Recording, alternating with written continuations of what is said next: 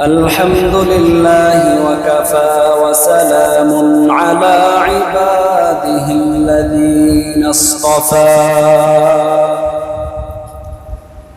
أما بعد فأعوذ بالله من الشيطان الرجيم بسم الله الرحمن الرحيم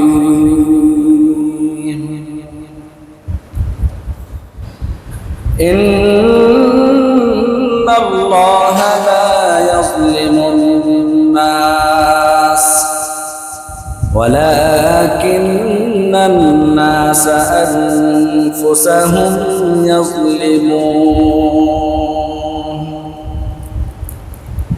وقال النبي صلى الله عليه وسلم اتق دعوة المظلوم فإنه ليس بينها وبين الله حجاب وقال رسول الله صلى الله عليه وسلم إن الله وملائكته يصلون على النبي يا أيها الذين آمنوا صلوا عليه وسلموا تسليما العلا بكماله كشف الدجى بجماله حسنت جميع خصاله صلوا عليه وآله لا إله إلا الله لا إله لا إله إلا الله محمد رسول الله صلى الله عليه وسلم الحمد لله মহান আল্লাহ সুবহানাহু ওয়া তাআলার দরবারে লক্ষ কোটি শুকর ও সুজুদ যেই মহান রব্বুল আলামিন আমাদেরকে এই পবিত্র জুমার দিনে পবিত্র জুমার নামাজ আদায়ের উদ্দেশ্যে মসজিদে আসার মতো বসার মতো কিছু কথা শোনার মতো তৌফিক দিয়েছে। সকলে বলে আলহামদুলিল্লাহ। সদা সর্বদাই মাওলা পাকের শুকর আদায় করতে হবে, না হয় আমরা যতটুকু ইবাদত করি, যে আমলটুকু করি এটাও আমরা করতে পারব। কেননা আল্লাহ তাআলা বলেন লা ইন শাকারতুম লা আযীদান্নাকুম ওয়া লা ইন কাফারতুম ইন্না আযাবি লাশাদীদ। আমার যেই বান্দা আমার নিয়ামত পাওয়ার পর শুকরিয়া আদায় করলো, আমি আল্লাহ তার নিয়ামতকে আরো বাড়ায় দিই। আর যে আমার নিয়ামত পাওয়ার পর শুকরিয়া আদায় করলো না, তার থেকে আমি সেই নিয়ামত কি ছিনায় নেই, সাথে তার জন্য ওয়ালাকিন্না আযাবি লাশাদীদ, তার জন্য কি আমার আযাব বরাদ্দ। তো এই জন্য সদা সর্বদাই যে অবস্থায় থাকি না কেন আল্লাহ পাকের শুকর আদায় করতে হবে। আজকে জুমার দিন আমরা আগে আগে আসতে পেরে খুশি না বেজার? অবশ্যই খুশি, যেহেতু সওয়াবের কাজ, নেক কাজ, ভালো কাজ। তো ভালো কাজ করতে পারা এটাও কিন্তু আল্লাহ তাআলার নিয়ামত। ভালো কাজ সবাই করতে পারে না, পারে? যদি পারতো তাহলে এই এলাকা মহল্লায় কি এই লোকগুলো নাকি আরো আছে, যদি আসতো তাহলে মসজিদে জায়গা হতো। তো এই জন্য আমরা আবারও শুকরিয়া আদায় করি, আলহামদুলিল্লাহ। তো আমি আল্লাহর কালাম থেকে একখানা আয়াত এবং রাসূল পাক সাল্লাল্লাহু আলাইহি ওয়াসাল্লামের লক্ষাধিক হাদিস থেকে একখানা হাদিস মোবারক পাঠ করেছি। তো এই আয়াত এবং হাদিসকে সামনে রেখে কিছু আলোচনা করব ইনশাআল্লাহ। তো আজকের যে আলোচনার বিষয় সেটা হলো জুলুম। যে আয়াত পাঠ করেছি এই আয়াতের মধ্যে আল্লাহ তাআলা জুলুমের কথা বলেছেন, যে মানুষ আমরা জুলুম করি, নিজেদের উপরও জুলুম করি, মানুষের উপরও জুলুম করি, আবার আল্লাহ তাআলার সাথেও কি করি? জুলুম করি। জুলুম তিন প্রকার। কয় প্রকার? জুলুম তিন প্রকার। এক নাম্বার হলো আশিরকু বিল্লাহ, আল্লাহর সাথে কাউকে কি করা? অংশীদারিত্ব করা, শরীক করা। এটা কি? জুলুম। এটা হলো আল্লাহর সাথে জুলুম। কার সাথে? যে মালিক, যে আল্লাহ সুবহানাহু ওয়া তাআলা আমাদেরকে বানাইলেন, সৃষ্টি করলেন, গোটা জগৎ সৃষ্টি করলেন, আমরা তার নিয়ামতরা যে ভোগ করতেছি, তার নিয়ামত যে হাত পা এগুলো দিয়ে চলাচল করতেছি, যে ওই মালিকের সাথে যদি আমরা কাহারও শরীক করি তাহলে এটা আল্লাহ তাআলার কি সহ্য হবে? কখনোই হবে না। তো এটা হলো আল্লাহ সুবহানাহু ওয়া তাআলার সাথে শরীক। যেই ব্যাপারে আল্লাহ সুবহানাহু ওয়া তাআলা বলেন, ইন্নাশ শিরকা লাযুলমুন আযীম, যে জুলুমের মধ্যে সবচেয়ে বড় জুলুম হলো আল্লাহ তাআলার সাথে কাউকে কি করা? শিরিক করা বা শরীক করা। তো লোকমান হাকিম তার সন্তানকে একাধিক নসিহত করেছেন, যে নসিহতগুলো আল্লাহ তাআলার কাছে এত পছন্দ হয়েছে যে কোরআনে একটা সূরাই নিয়ে আসছে। তো লোকমান হাকিম তার সন্তানকে নসিহত করতেছে যে ইয়া বুনাইয়া লা তুশরিক বিল্লাহ ইন্নাশ শিরকা লাযুলমুন আযীম। লোকমান হাকিম তার সন্তানকে বলতেছে, হে আমার আদরের সন্তান, তুমি কি করবা না? আল্লাহ তাআলার সাথে কাউকে শরীক করবা না। যদি আল্লাহ তাআলার সাথে শরীক করো, আল্লাহ তাআলা এটা কখনো পছন্দ করবে না। আর যেই শরীক করবা, মনে রাখো দুনিয়ার মধ্যে যত বড় জুলুম আছে সবচাইতে বড় জুলুম হলো আল্লাহর সাথে কাউকে শরীক করা। এটা হলো আল্লাহ তাআলার সাথে শরীক করা। এটা হলো কি? জুলুমের প্রথম প্রকার। দ্বিতীয় নম্বর হলো আমরা আমাদের নিজেদের নফসের উপর জুলুম করি। কোথায় করি? নিজেদের নফসের উপর জুলুম। কিভাবে? যে আল্লাহ তাআলা আমাদেরকে সৃষ্টির শ্রেষ্ঠ মাখলুক ইনসান বানিয়েছে, যে আল্লাহ তাআলা আমাদেরকে এত মেধা দিয়েছেন, যেই মেধা দিয়ে আমরা সেই চাঁদের দেশে চলে যাই, আবার সেই মেধা দিয়ে কি হাজার হাজার ফিট গভীর সমুদ্রের নিচে কি চলে যেতে পারি। এত দামি, এত একটা শক্তিশালী মেধা দিয়ে আমরা কিভাবে নিজের নফসের উপর জুলুম করি? আল্লাহ তাআলা বলতেছেন, ইন্নাল্লাহা লা ইয়াযলিমুন নাসা শাইআ ওয়ালাকিন্নান নাসা আনফুসাহুম ইয়াযলিমুন। আল্লাহ তাআলা বলতেছেন, আমি আল্লাহ কোন মানুষের উপর জুলুম করি না, কিন্তু মানুষেরাই কি করে? ওয়ালাকিন্নান নাসা আনফুসাহুম, নিজের নফসের উপর, নিজের নফসের সাথে বেঈমানি করে, জুলুম করে। আমরা জুলুম কিভাবে করি?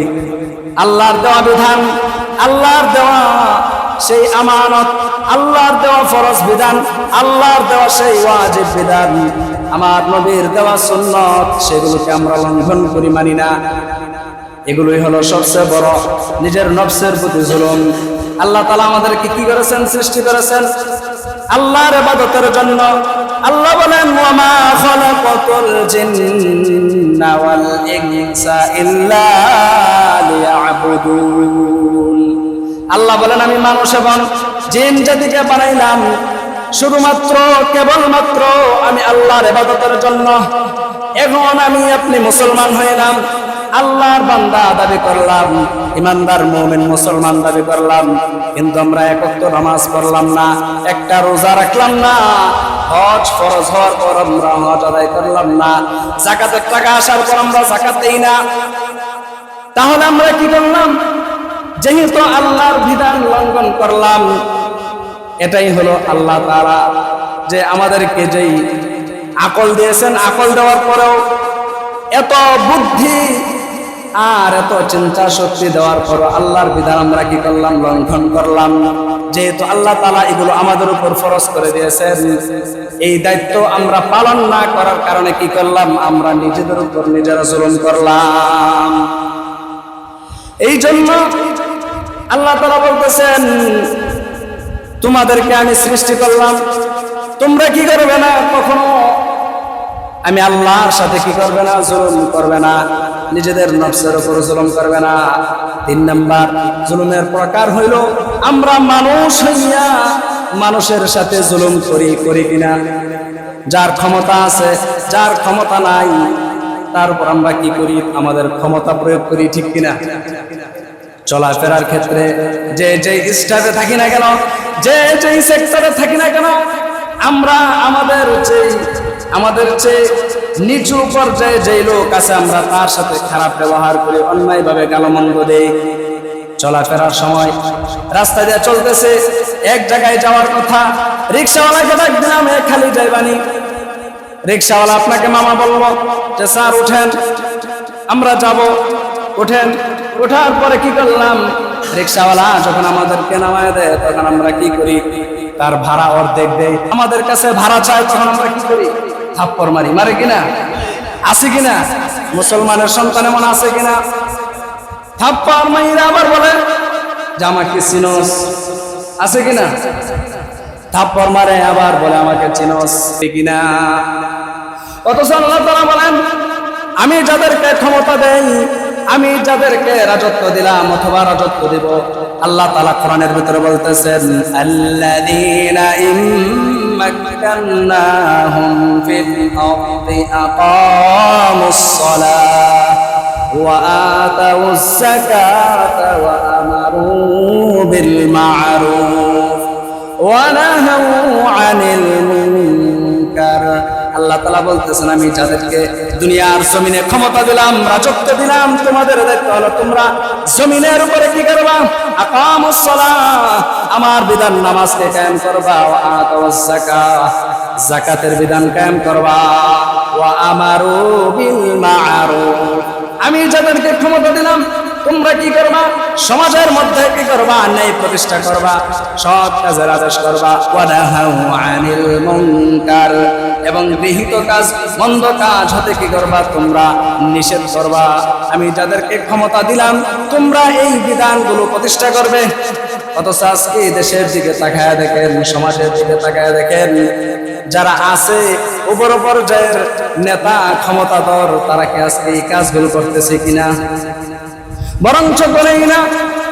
যারা সৎ কাজের আদেশ দেয়, উচিত কথা বলে, যেই ইমাম মসজিদের মিম্বার থেকে সুদের আওয়াজ দেয়, ঘুষের বিরুদ্ধে কথা বলে, সুদের বিরুদ্ধে কথা বলে, তাদেরকে আরো উল্টা কি দেয়? ইঙ্গিত দেয়। আছে না? আসেনি?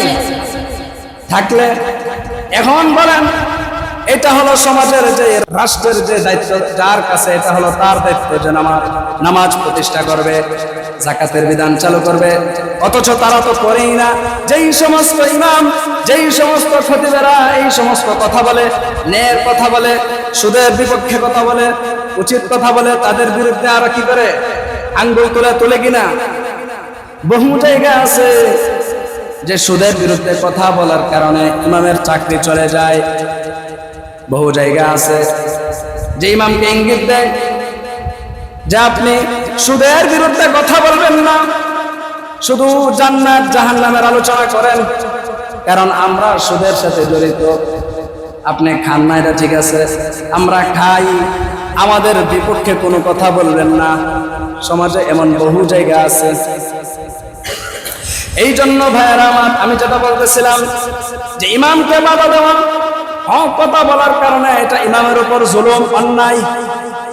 এক ব্যক্তি আপনাকে কি করেছে, একটা থাপ্পড় দিয়েছে, এর বদৌলতে আপনি তাকে একটা থাপ্পড় দিলেন, এটা কি সমস্যা নাই। যদি দুইটা থাপ্পড় দেন তাহলে এটা জুলুম হয়ে যাবে।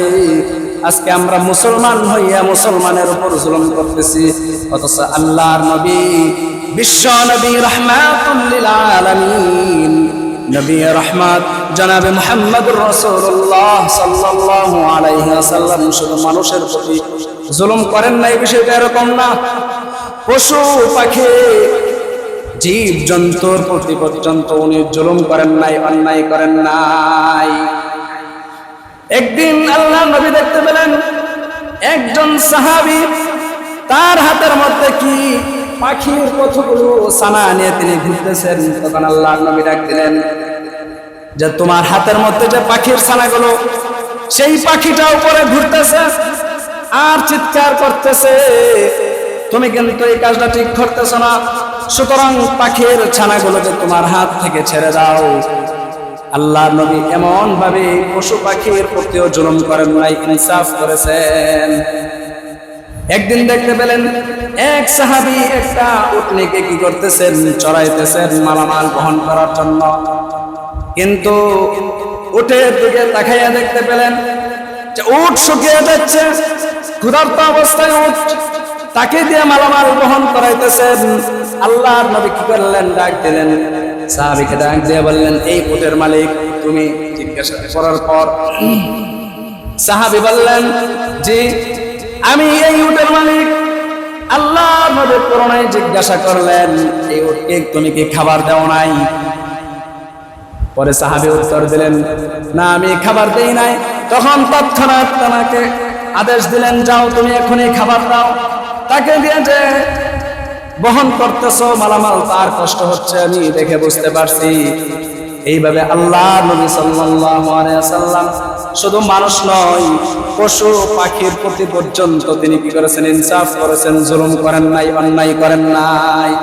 অথচ আজকে সমাজের দিকে তাকাইলে যেই মালিকের আন্ডারে আমরা কাজ করি, ওই মালিকের সামান্য ভুলের কারণে এমন ভাবে গালিগালাজ করে যে আমরা বলতেও পারি না মালিককে।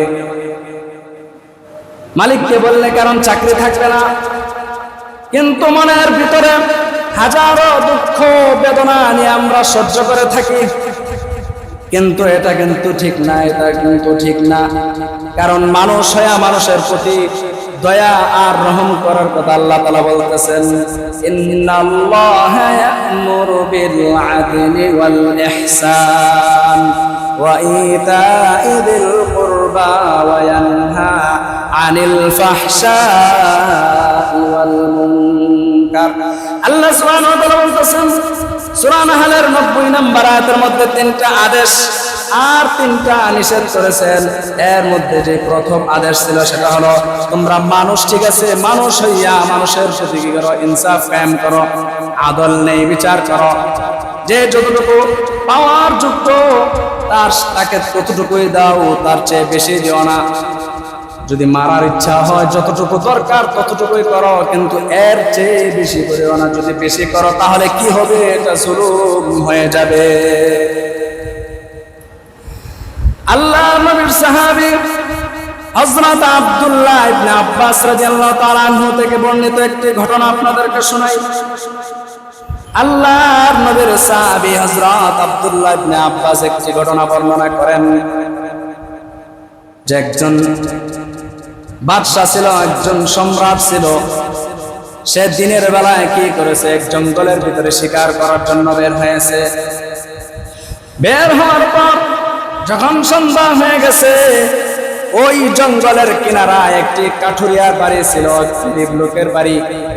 ওই গরিব লোকের বাড়ি যখন সন্ধ্যা হয়ে গেছে, ওই বাদশা কি করলেন, ওই কাঠুরিয়ার বাড়িতে গমন করলেন। সন্ধ্যা হয়ে গেছে, এখন আর বাড়িতে ফিরতে পারবে না। এখনকার জমানার মতো এমন অত্যাধুনিক যুগ ছিল না, রাস্তা ঘাট ছিল না, কারেন্ট ছিল না, টেলিফোনের যুগ ছিল না। তো এই সম্রাট কি করলেন, কাঠুরিয়ার বাড়িতে গেলেন। কাঠুরিয়ার বাড়িতে অবস্থান করার পর তিনি দেখতে পেলেন সন্ধ্যা যখন হয়ে গেছে, ওই কাঠুরিয়ার কতগুলো গরু ছিল, ওই গরুগুলা গবাদি পশুগুলা কি করলেন, বাড়িতে আসলেন বিকালবেলা। আসার পর ওই কাঠুরিয়া কি করলেন, ওই যে মেহমান বাড়িতে আসছে সম্রাট, তাকে বন্ধু বলে জায়গা, তার ঘরে জায়গা দিয়েছে। জায়গা দেওয়ার পর তিনি কি করলেন, তার যে সন্ধ্যাবেলা যে গরুগুলো ঘরে অবস্থান করেছে, ওই গরুর থেকে কি করলেন, গরুর দুধ দহন করলেন।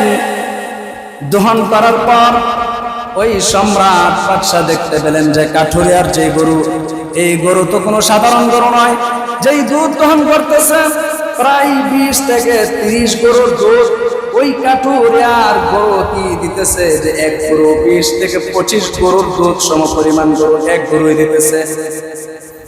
এই ঘটনা দেখার পর সম্রাট চিন্তা করলেন, এটা কেমন গরু যে একাই 20 গরুর 25 গরুর দুধ দেয়।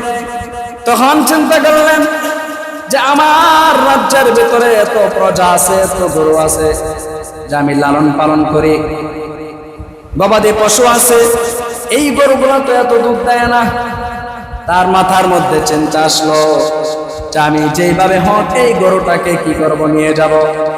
আবার এটাও চিন্তা করলেন, আজকে যেহেতু আমাকে বন্ধু বলে ডাকতেছে, আমাকে মেহমানদারির ব্যবস্থা করেছে, আজকে তো আমি নিতে পারবো না।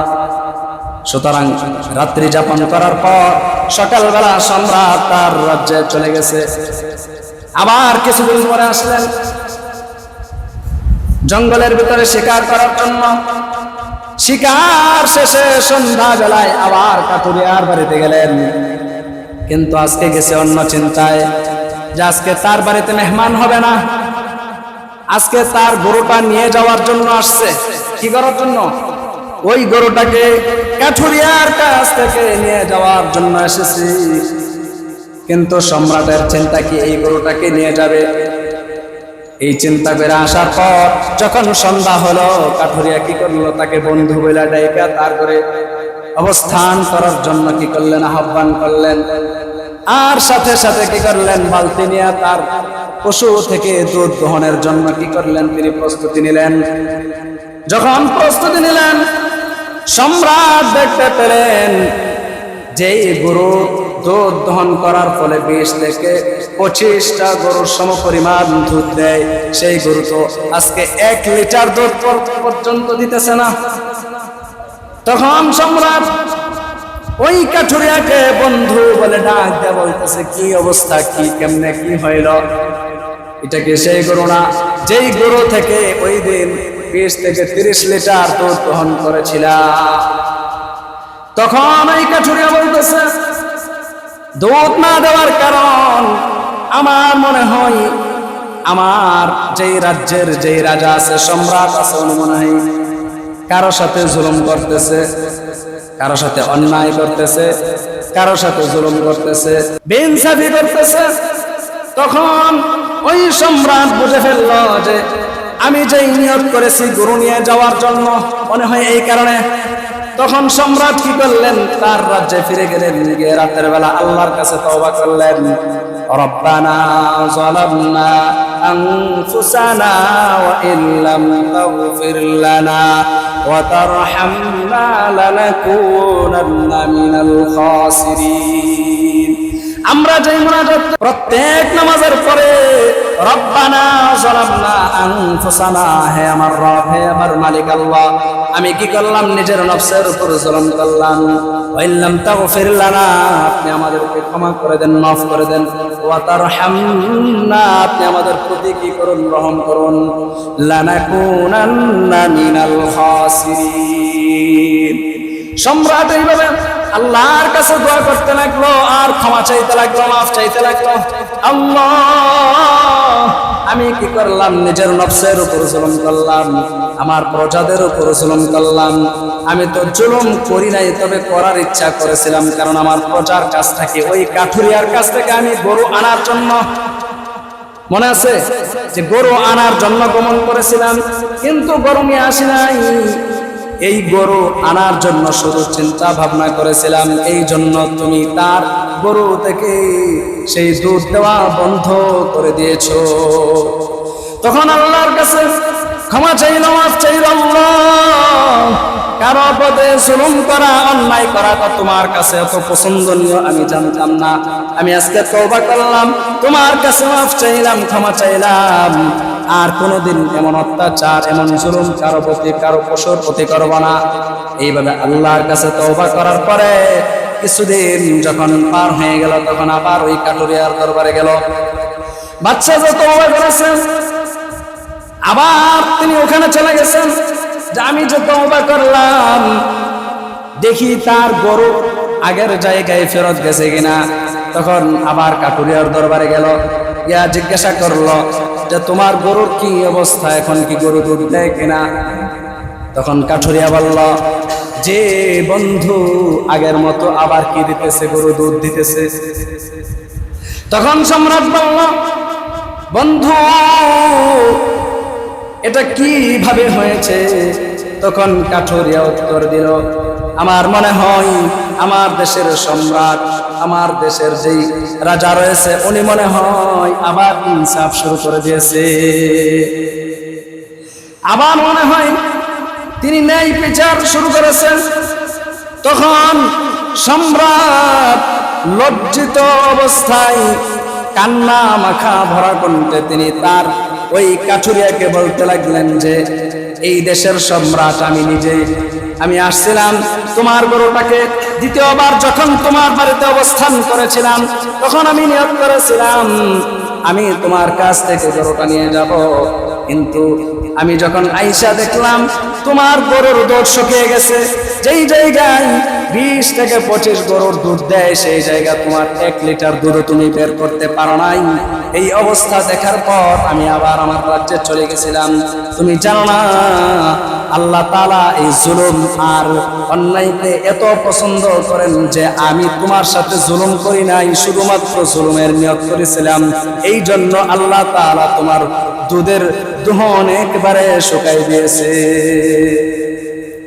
তা আল্লাহ তাআলা এত পছন্দ করেন যে সম্রাট শুধুমাত্র নিয়ত করেছে যে আমি কি করব, ওই কাঠুরিয়ার কাছ থেকে আমি গরুটা ছিনায় নিয়ে আসবো। এই নিয়ত করার কারণে আল্লাহ তাআলা কি করছে, তার গরুর দুধ একবারে শুকাই দিয়েছে। এই ঘটনা আব্দুল্লাহ ইবনে আব্বাস রাদিয়াল্লাহু তাআলা থেকে বর্ণিত।